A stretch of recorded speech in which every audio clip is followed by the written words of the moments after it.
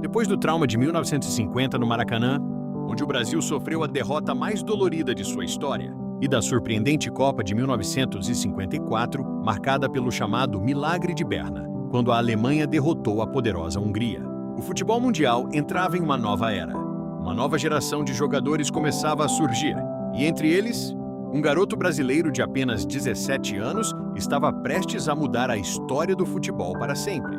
Em 1958, na Suécia, o mundo testemunharia o nascimento da maior seleção da história. O Brasil finalmente conquistaria sua primeira Copa do Mundo. Hoje, vamos contar a história da Copa do Mundo de 1958 e como surgiu a lenda chamada Pelé, um garoto que se tornou rei. E chegamos ao 6º capítulo da nossa série sobre a história das Copas do Mundo. Se você ainda não assistiu aos episódios anteriores, dá uma olhada na nossa playlist aqui no canal para entender tudo o que aconteceu até aqui. E já aproveita agora para deixar o like e se inscrever no canal, porque essa é uma série especial onde vamos passar por todas as Copas do Mundo, capítulo por capítulo. O final da década de 1950 era um período de grandes transformações no mundo. A Guerra Fria dividia o planeta entre Estados Unidos e União Soviética, e o medo de um conflito nuclear estava sempre presente. Na Europa, o futebol passava por uma revolução. Clubes e seleções estavam cada vez mais organizados taticamente. Mas algo ainda estava mudando. O futebol deixava de ser apenas força física e disciplina tática. O talento individual voltava a ganhar protagonismo. Era também uma época em que o futebol começava a se tornar verdadeiramente global.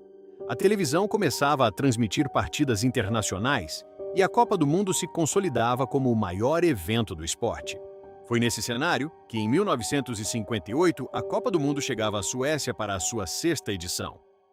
Foi a primeira vez que o torneio aconteceu em um país escandinavo.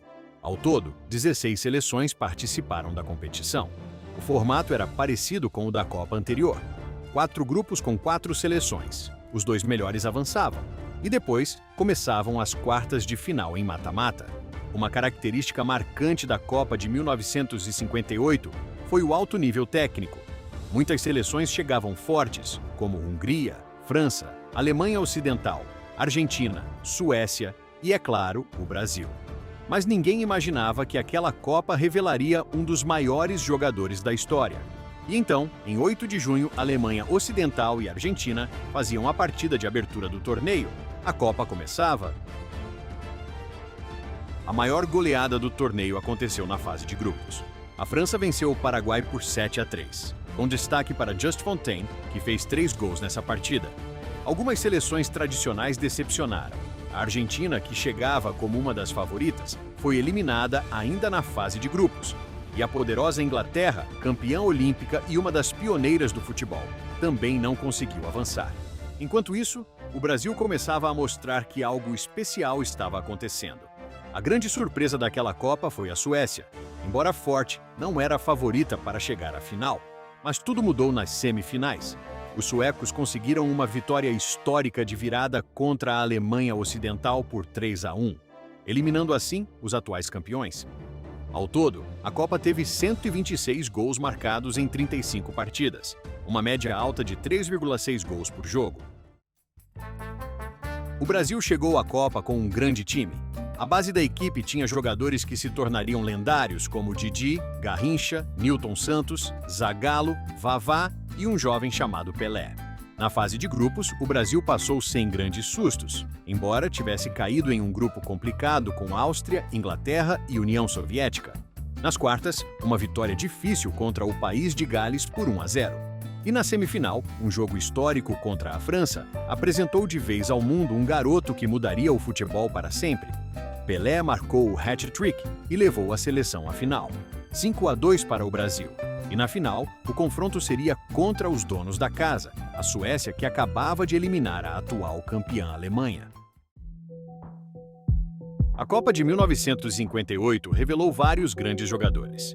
O artilheiro foi Just Fontaine, da França.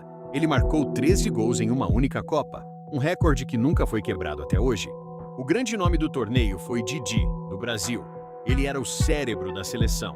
Com passes precisos e visão de jogo incrível, Didi comandava o ritmo da equipe. A grande revelação foi Pelé. Com apenas 17 anos, Ele encantou o mundo. Mas talvez o jogador mais mágico daquela Copa tenha sido Garrincha. Seus dribles desconcertantes deixavam os adversários completamente perdidos. Ele foi considerado por muitos jornalistas o jogador mais espetacular do torneio. 1958 foi a primeira Copa transmitida internacionalmente pela televisão, um avanço incrível para a época. Foi também a primeira vez que o Brasil usou a camisa azul em uma final. Isso aconteceu porque a Suécia jogava de amarelo. Então a delegação brasileira comprou camisas azuis de última hora, e essa camisa se tornaria uma das mais icônicas da história do futebol. 29 de junho de 1958. Brasil e Suécia fariam a final da Copa do Mundo.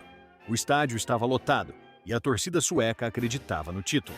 Logo aos 4 minutos de jogo, a Suécia abriu o placar e fez os brasileiros lembrarem do trauma que passaram 8 anos antes no Maracanã. Mas o Brasil respondeu rapidamente. Aquela seleção não aceitava novamente ser derrotada e sentir o gosto amargo do vice-campeonato. Vavá empatou e depois virou. E aí o Brasil passou a dominar completamente a partida. Mas algo aconteceria naquela partida, um dos momentos mais famosos da história das Copas, e que mudaria o futebol para sempre. Um garoto de 17 anos faria algo extraordinário. Da área, tenta levantar para Pelé, escorregou na hora, para no peito, domina, drible espetacular, vai tirar, tira e gol!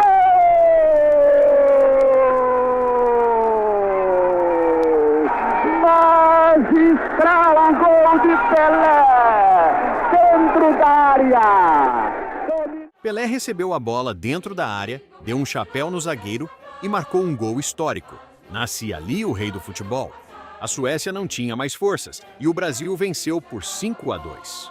Quando o árbitro apitou o fim da partida, um grito que ficou entalado por 8 anos explodiu na garganta de todos os brasileiros. O mundo assistia ao nascimento de uma nova potência do futebol. O Brasil era campeão do mundo pela primeira vez. Coube ao capitão Bellini realizar o gesto que iria o imortalizar para sempre.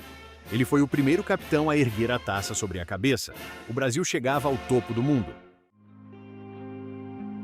A Copa de 1958 mudou o futebol para sempre. Ela marcou o início da era dourada da seleção brasileira. Foi também o torneio que revelou ao mundo Pelé, Garrincha e o futebol arte brasileiro. Para a torcida, o Brasil deixou de ser apenas um país apaixonado por futebol e se tornaria a maior potência da história das Copas do Mundo. Para o mundo, o Brasil entregou um rei que mudaria a história do futebol para sempre. Depois de Pelé, o esporte nunca mais seria o mesmo. E no próximo episódio, vamos viajar ao Chile e ver a história da Copa, onde um tal Mané encantou o mundo e carregou a seleção brasileira ao bicampeonato, tendo uma das maiores atuações individuais em Copas que o mundo já viu. Se você está gostando da nossa série, por favor, deixa o like e se inscreve no nosso canal. Isso nos ajuda muito a continuar produzindo esse conteúdos com qualidade. Vejo vocês no próximo vídeo, aqui no Ranqueando FC. Até a próxima!